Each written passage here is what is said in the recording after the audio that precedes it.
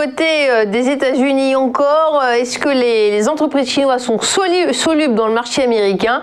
C'est intéressant ce qui se passe sur Didi. Hein. C'est le groupe spécialiste du VTC qui avait empêché Uber de se développer aux en Chine.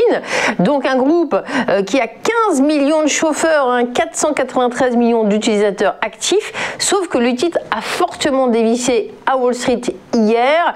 Une introduction en bourse qui a fait beaucoup jaser et qui n'a pas l'air de plaire aux autorités chinoises. Hein. Exactement, Fabienne. En fait, je vous présente là en fait un graphique en 5 minutes, puisqu'évidemment c'est un titre qui a 3 jours. Donc évidemment, je ne pouvais pas vous présenter donc un graphique en hebdomadaire ou en journée. Mais il est beau, hein, il est magnifique, hein, non? Mais il est beau, il est très baissier effectivement, et on va mettre l'accent sur un certain nombre de choses effectivement.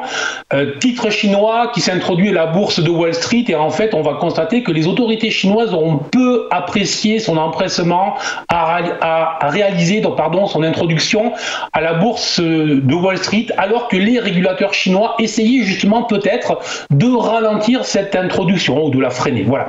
Alors, la réaction des autorités chinoises était très claire, très franche, et c'est, je pense, un avertissement pour toutes les prochaines entreprises qui vont s'introduire à Wall Street. Lorsqu'on vous dit faites attention, vous nous écoutez, puisqu'elles ont juste attendu 2 jours après son introduction pour émettre de grosses sanctions sur l'entreprise. Et pour ouvrir ou pour dire que peut-être les autorités allaient encore ouvrir de nouvelles enquêtes. Donc, autrement dit, on est sur une entreprise qui pourrait se voir retirer sa licence sur les prochaines semaines, les prochains mois. Évidemment, ça serait le scénario le pire. Mais vous voyez bien que lorsqu'on s'introduit en bourse et que l'on présente des certitudes aux investisseurs, ben là, on est face à un maximum d'incertitudes.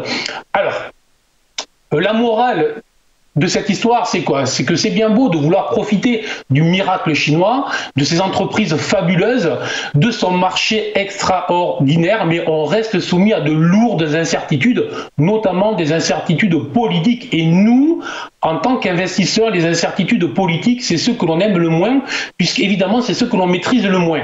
L'économie, encore, on peut réussir à la maîtriser, mais la politique, si du jour au lendemain, on a le régulateur qui change les règles du jeu, évidemment qu'une entreprise qui valait 100 peut valoir 0 du jour au lendemain. Donc, c'est très risqué pour nous, les investisseurs. Donc, ce qui est certain, c'est qu'en tant qu'investisseur, notre travail, c'est justement de prévoir toutes ces incertitudes, l'anticipation, on doit gérer son risque et on ne joue jamais, justement, en répartissant nos investissements. Donc, la morale est celle-ci, c'est bien beau de vouloir investir en bourse en profitant d'un marché assez extraordinaire, très rentable, mais attention, on doit être très professionnel, on ne joue jamais en bourse et on pense risque avant de réfléchir au rendement.